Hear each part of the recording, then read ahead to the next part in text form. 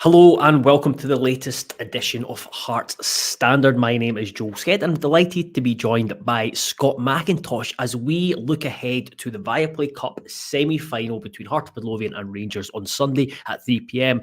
at Hampden Park. Firstly, I'm not going to go for a big elaborate introduction like you get on the Scarves Around the Funnel. Scott, how's it going? Yeah, thanks. Thanks for cutting me that. Once a week, try to come up with something witty is definitely too much for me. So Yeah, thinking on the spot's not a strong suit, so it's I always feel for you when I listen. Always feel for you. So just jumping straight in, we'll get to kind of talking about the team we maybe hope for or we'll maybe expect. But I wanted to ask you, having watched the game on Wednesday, 1-0 over Livingston, and seen the team play at Ibrox come very close to 3 points and then come even closer to a point without getting any. What do you hope to see from Hearts on Sunday? Yeah, I think it's small changes in terms of the starting sort of system that we had on Sunday. I think the three at the back works. I think it gets, not only does it allow you to put Kingsley and Cochrane in the team like you saw on Wednesday, but probably gets the best out of Rolls as well. So I think there are defensive reasons why you would want to go with a three, and I think it also helps us in terms of maybe defending those cross ball situations for Rangers as well, which is probably, as a team, that's probably their biggest sort of threat or sort of weapon. Cantwell's probably their top sort of instigator in terms of causing mayhem running through the middle, but I think their ability to sort of cross from deep positions like you saw with their winning goal on Sunday would probably point to a back three being the best way to go. I think it's just what I'd want to see in midfield. I would just like it to see to be just a little bit more aggressive, a little bit more sort of man for man and on the front foot. So I think I'd like to see Benny sitting in front of the three, but then I'd like there to be a sort of midfield four ahead of that. I'd like Neuenhoff and Devlin to be sort of up against sort of Jack and Lundstrom and go man for man as best as they can. Because I think we've got the energy and the drive to win that battle if we do that. And then sort of have the likes of sort of say Forrest or Cochrane maybe going down the sort of wide positions. I just think we've talked a lot, and I know you're like me. You never like to class league games against the Old Firm as a sort of a one-off or a sort of free hit, and I totally understand that. It makes up over 20% of your fixtures for the season, so I get just as irritated as you do when people say that. I think though you're looking at a semi-final. I think Stephen Naismith was right with what he was saying earlier today, where he said that all the pressure is on Rangers. I think it is. Ultimately, if you look at the strength of Celtic, I think you can sort of see them not losing too many points or dropping too many points in the league. So this does represent one of the two biggest chances for Rangers to get some silverware. There's historical reasons why there's maybe a bit of pressure from our fans on the club in terms of how long it's been since we last won the trophy. But I do think it's an opportunity to maybe just get in their face and play at a tempo that I don't think they would want us to play at. I think that if you slow the tempo against Rangers, it suits them. I think if we go a bit more direct and we maybe, press a bit higher up the park, I think there's definitely joy that can be had. But I mean, that doesn't mean I'm necessarily expecting to see it. That's just what I'd like to see. Yeah, when I was having a think of what to expect, and I think Graham Duthie makes a point on Facebook, and one of them was, do you think Forrest will stay at wing back, and if not, who should play? Also, does Grant deserve to start? Again, he started against Rangers at Ibrox. Having watched the game back, didn't think he impressed. Came off the bench against Livingston and impressed. So there was two or three questions going through the lineup where I was unsure. So I do think it'll be a back three. I think Rolls and Kent will be there. Kingsley played right centre back against Livingston, and then you've got Afaya and Sibic who are available. Personally, I would stick with Kingsley. I think Kingsley, Kent, and Rolls are most reliable three. Sibic has had some difficult moments recently. And then the two other questions I had was, is it going to be Forrest or one of the more defensive-minded players, i.e. Sibic or Afaya? And then who makes up the midfield three with Benny. I fully expect Benny Neuenhoff to play, and it was between kind of Grant and Devlin. Was really, I think Devlin had a real off night on Wednesday, and I wasn't surprised to see him replaced, especially after being so close to Naismith on the touch there, where we're sat the press, the touchline. He wasn't overly impressed with some of the not only the passing decisions or on the ball decisions, but some of the movements Devlin was making as we were trying to attack. So those were the two big questions I had, because you feel like expect Vargas and Shanklin to start up front. Start with Forrest. Would you keep him as a wing back? Because I know you said you want to be more aggressive. Do you think that will happen? Yeah, I would like to see that. I think there's enough evidence now since the start of the season to suggest that Toby Sibbick isn't fancied by Stephen Naismith. And I said this to a couple of my friends during the week, that if Stephen Naismith was at Hearts come the 1st of February, I wouldn't expect Toby Sibbick to still be here. I don't think he trusts him. I think there are reasons behind that. There's individual errors in the run up to the end of last season, and then also into this season as well. And it's interesting. I think it's a really good point you make about Kingsley sort of completing that back three. I know that there'll be concerns about him maybe playing a little bit out of position, but when you look back at Hearts' defensive issues this season, every goal, apart from the one that we lost at home to Motherwell, is down to individual errors. Yep. The only goal that I've seen us lose as a result of being out of shape is when Motherwell have slightly sort of caught us on the hop and hit us in transition. But apart from that, every other goal that I've seen us lose domestically has all come as a result of, just certain individuals just not doing their job. And I think Sibbick has been a big part of that, unfortunately for him.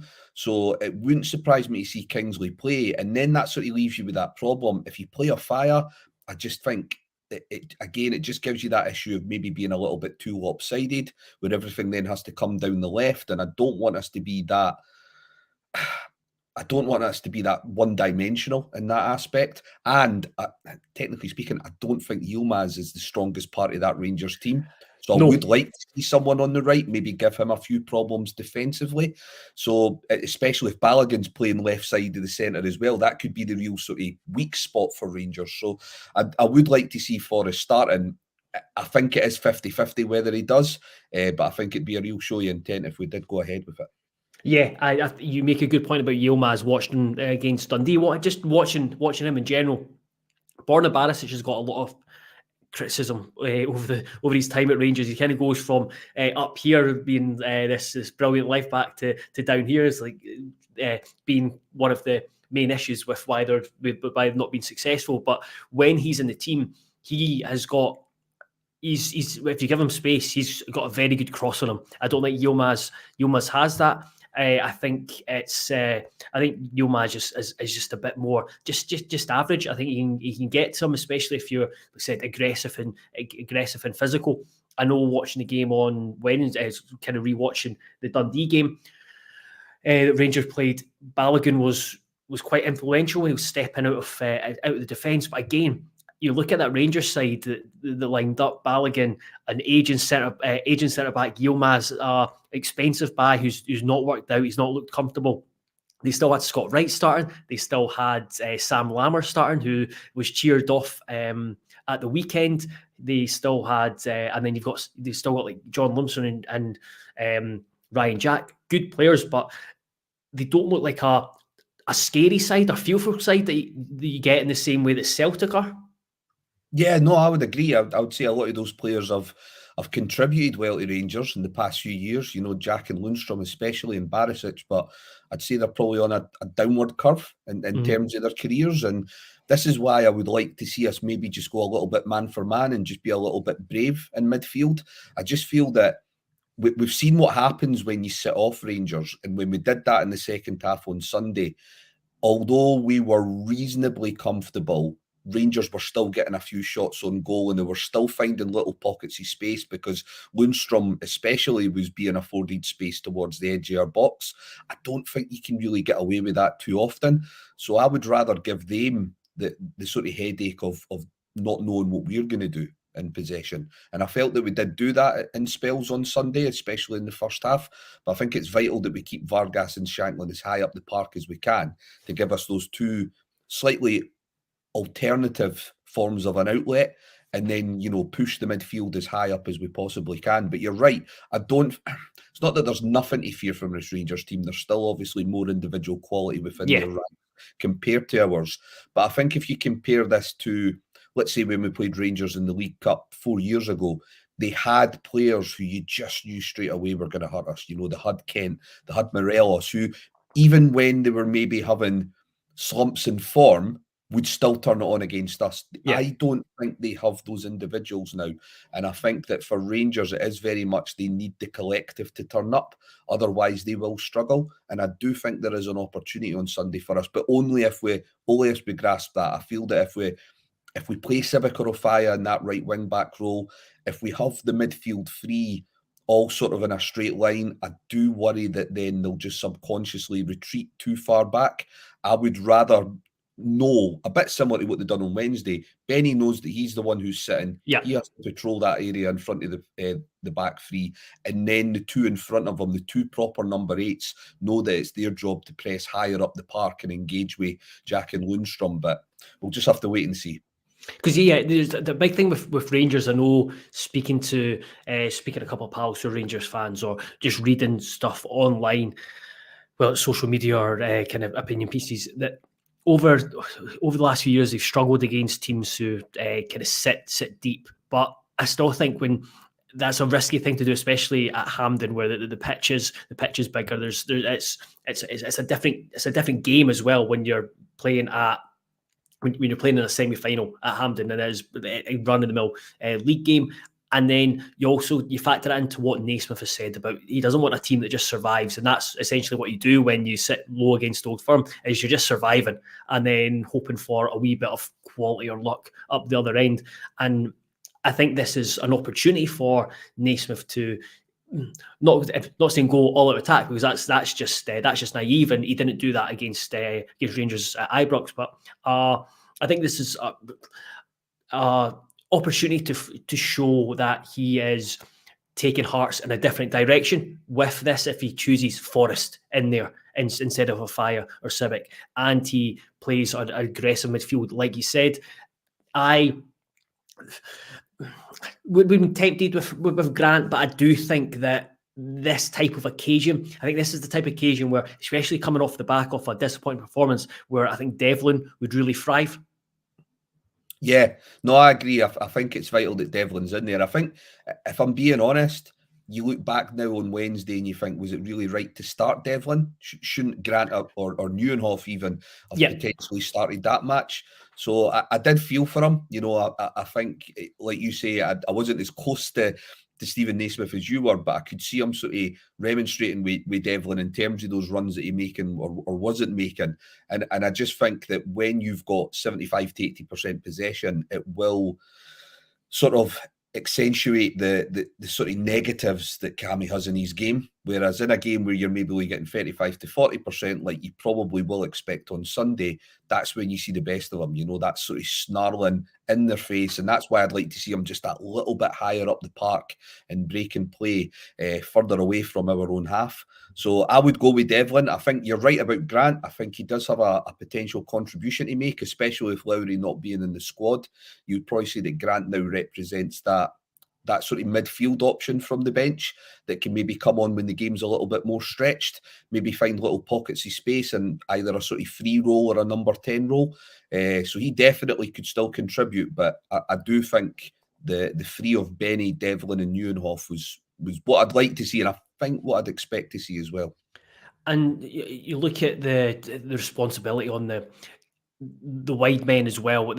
We've touched on Forrest and the Yilmaz battle, but also Tavernier against Cochrane. I think on Wednesday, having watched the game back yesterday, was really impressed with both Forrest's performance and Cochrane's performance, and the role they played. It was quite selfless, but also they had a lot of responsibility to stay wide. And at Hampden, that is, when we get the ball, there's going to be a lot of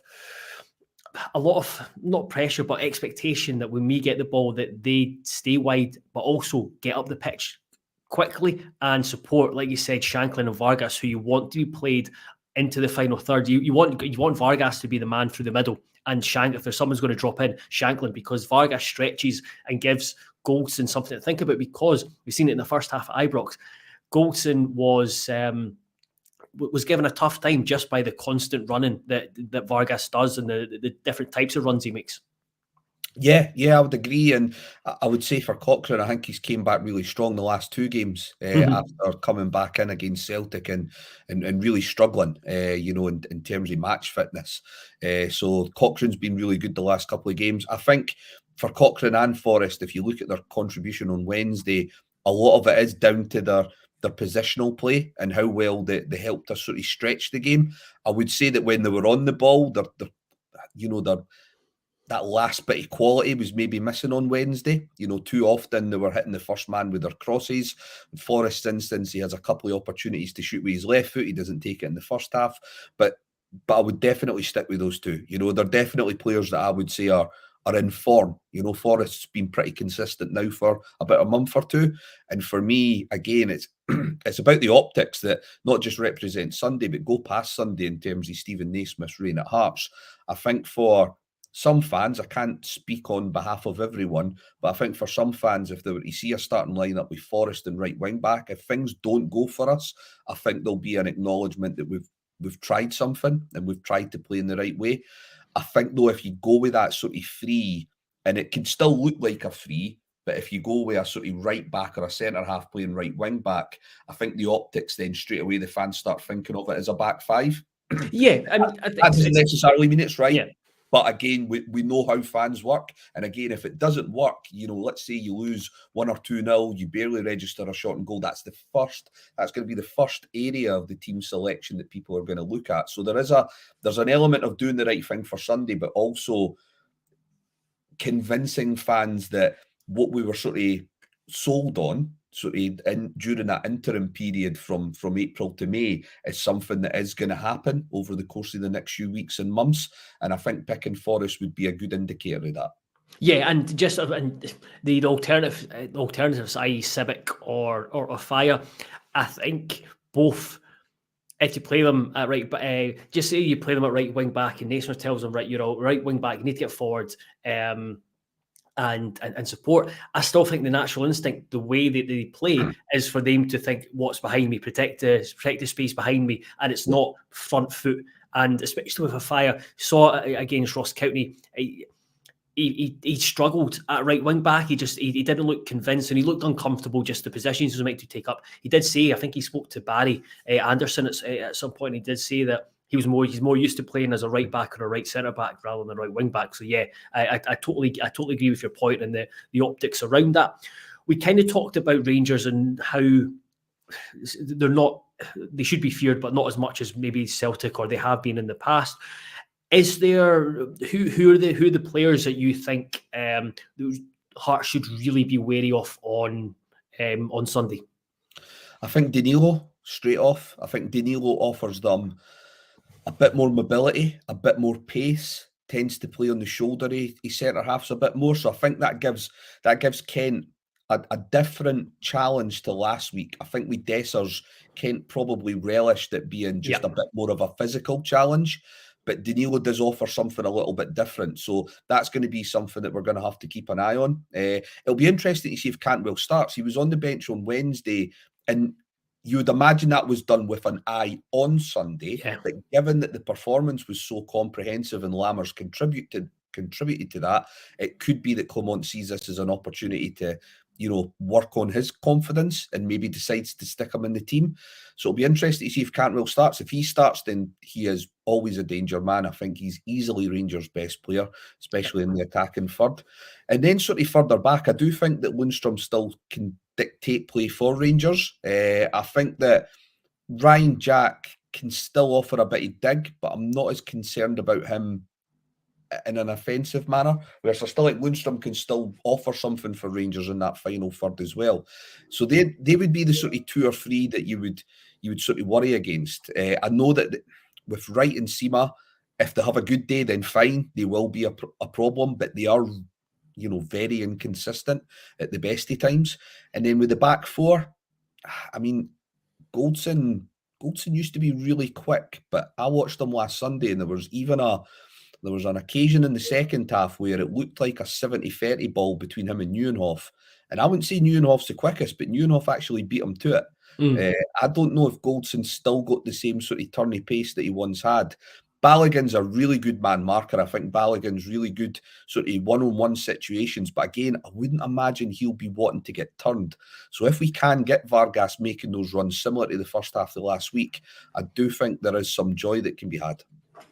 Yeah, I think that's a good analysis of Rangers. With Lundstrom, I think it goes back to I think he looks really, really good when he's got time on the ball. And I think it goes back to what you said about that, the midfield setup with Devlin and having mobility and legs in there to be aggressive and get in the Rangers midfield face. I think that's really important to Lundstrom, is to disrupt them and make it uncomfortable for him. Seema's an interesting one where start of the season, you're like, this guy is hopeless, but he has he's continually impressing me. He's coming up with big moments, and he is someone I think needs to be watched just because the way he plays.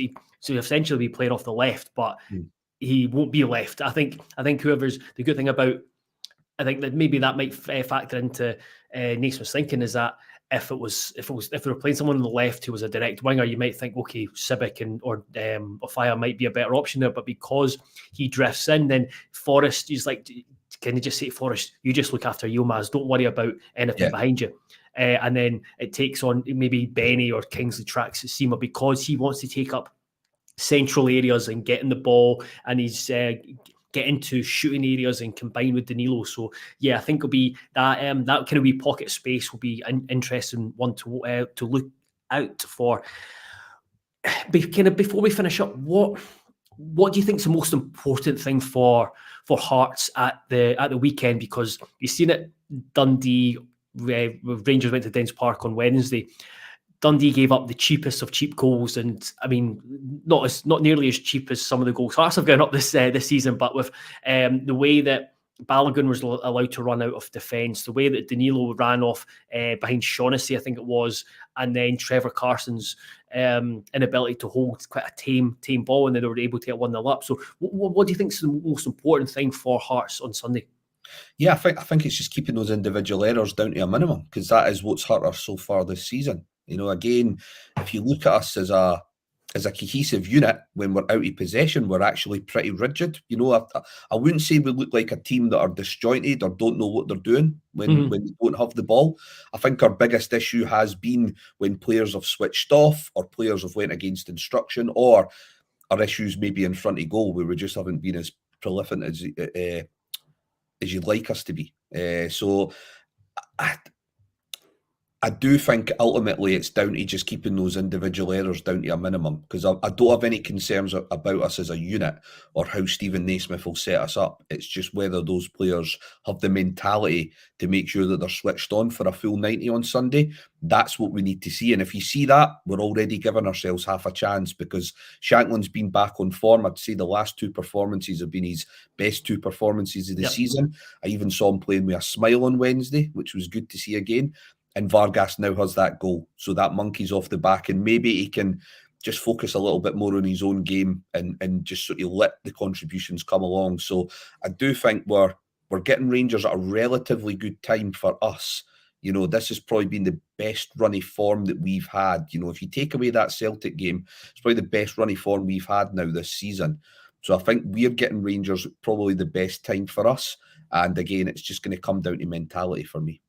Yeah, Naismith talked about, asked him what he thought of the season so far, league-wise, this morning when we were at the press conference, and he's talking about one or two things, and he said about that.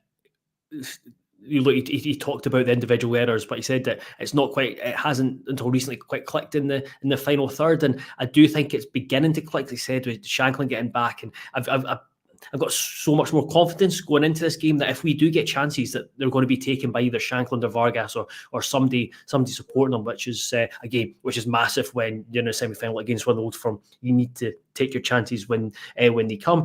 So to finish up, looking ahead to Sunday and afterwards, the ramifications for both winning and losing. What can you expect from it? Because again, it's reiterated, Hearts haven't won the League Cup since the 60s, and we've never beaten Rangers at Hampden Park. So there's two big things that could materialise for Naismith to do, which no manager, no Hearts manager has ever done, and then potentially in December becoming the first Hearts manager since the 60s to win the League Cup.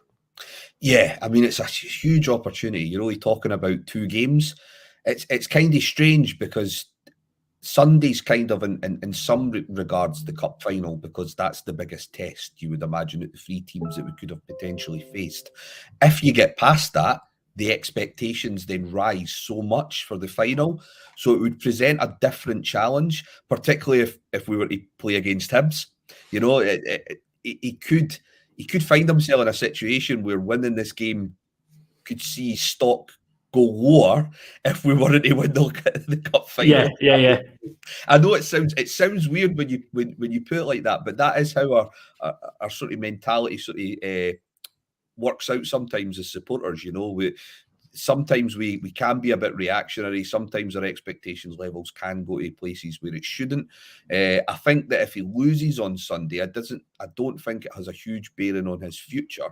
It would need to be a proper spanker. Yeah, I mean, the nature of the loss or the performance will kind of dictate. I think, you know, if we lose on Sunday, I think again, as I've tried, because I'm trying to give him the benefit of doubt myself. So the stat that I keep falling on just now is the 1 defeat and 6 against the non-Old Firm teams recently. So it's 4 wins, 1 draw, and 1 defeat. So I think as a board and as a club, they would probably take some hope from that and say, well, if you can transfer that form over a season, we'll finish top 3 or top 4. Especially given the nature of the league this year, with it being so cutthroat. We're 4th in the league and we've barely been consistent ourselves. So yeah, I do think, you know, if we get beat, I think for Naismith, it's looking okay. If we win, it will throw up a different challenge for them, but it'd be a great challenge, you know.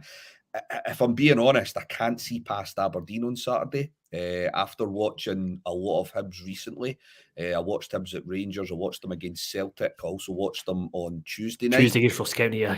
Yeah, and I do think they've just got far too many problems just now defensively. They've got there's so much that Montgomery needs to fix in that back line that I just think Aberdeen, again, on a park that's that wide, and with Aberdeen being so good on the counter as they are under Robson, I can just see Aberdeen picking Hibs off on Saturday. So there is an opportunity there for a really good fixture if we can get past Rangers. But again, going back to your original question, because I know I'm going on a bit of a tangent, I would say that for Naismith, it's only really detrimental if the nature of the loss is extremely sort of embarrassing, so to speak. Yeah, trying not to get ahead of myself, but looking towards the final was like, I don't want to play Hibs, not because I'm fearful of Hibs, just that I can't be bothered with the pressure and stress of another derby at Hampden Park for a trophy as well. So I could do without that pressure and stress, but also I just really want to play Aberdeen in a big occasion at Hampden Park. We've not done it in a very long time, and I think that would be a great occasion. A potential spanner in the works for myself is that I've got a wedding the day of the final, and that could be a very awkward conversation with my other half when comes. Is that a family member or? No, it's my one of my partner's best friend, and so it's your partner's friend. It's not yours. I know. Just, I think they spent a lot of money on the wedding, so I'm expected to go. So hopefully I will have that dilemma, but we'll see. Before we finish up, Scott, can you give me a wee prediction? I say 1-0 Hearts. I'll go with you on that one. I'll go 1-0 Hearts as well. Just the maybe misplaced optimism, but that's the only thing you can hope for. Anyway, thank you very much, Scott, for joining me to discuss the League Cup semi-final. For those listening, this will be available as a podcast on Spotify. I think it's still waiting to go on iTunes and Google Podcasts as well. So I'm trying to work out how to do all this. But if you need to watch it back, it'll be available on YouTube as well. Be sure to check out theheartstandard.co.uk. You can read about the Livingston. The win over Livingston. You can read about Vargas, and you will, over the next couple of days, have all the preview stuff for Sunday. But in the meantime, thank you very much and goodbye.